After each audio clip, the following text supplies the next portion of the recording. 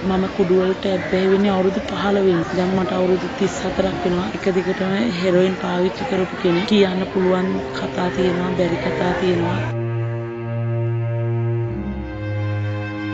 ඇය අපට හමුවන්නේ වැලිකඩ බන්ධනාගාරයේ කාන්තා අංශයේදීය. ඇගේ සෝචනීය පුවත සමාජයට පසක් කර දෙන්නේ විෂ මත්ද්‍රව්‍ය උවදුර ඇයටත් ඇගේ දරු පවුලටත් සිදු කළ අපරාධයයි. අයිස් මත්ද්‍රව්‍ය පාවිච්චි කරා. අවුලම රිමන් බන්ධනාගාරේ අවුරුද්ද කාල සීමාවක් ඉඳලා එළියට ගිහලා මාස එකමාරක් ඉන්නකොට තමයි මට මේ අවුරුද්ද කච්චුවක් තිරදනුවක් දුන්නේ. බබාලා දෙන්නෙක් ඉන්නවා. අවුරුදු 12ක කෙනෙකුයි පහේ එහා මාවත් තරලා දෙයි. එක බබා කෙනෙක් එහා ගාව ඉන්නවා, අනිත් එක්කෙනා අපේ අක්කා ගාව. ඒ පාවිච්චි කරන අවුරුදු 20කට වැඩි.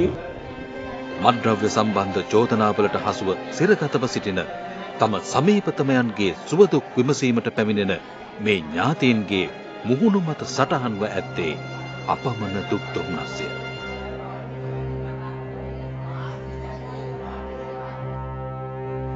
ගෙවී ගිය දශක කිහිපය පුරාම විෂ මත්ද්‍රව්‍ය භාවිත කරන්නන්ගේ සංඛ්‍යාව වේගයෙන් ඉහළ ගියේය.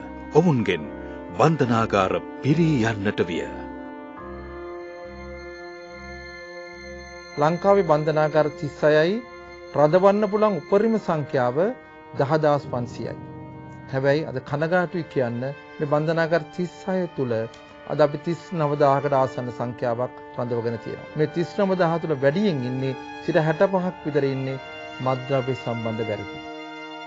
මත් උවතුර නිසා බිඳී ගිය දූදරු මාපිය සම්බන්ධතා ගැනිය නොහැකි තරම්ය. කඩා වැටුණු පවුල් වලින් අත්හැරුණු දරුවෝ අපමණය.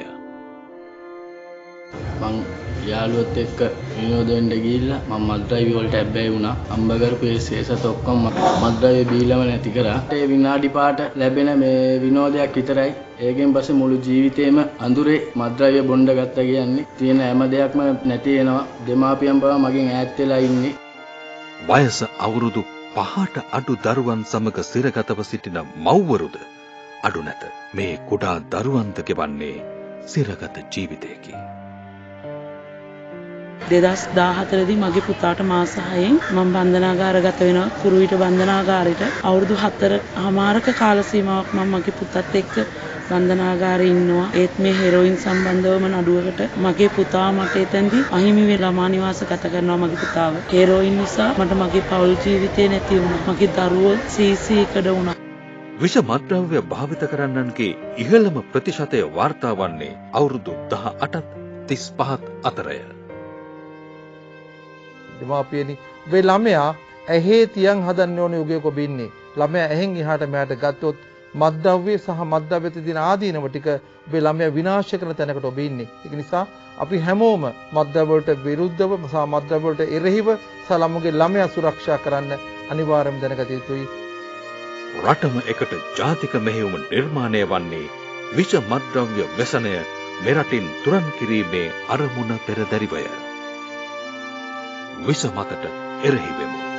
රටම එකට ජාතික මෙහෙයුම.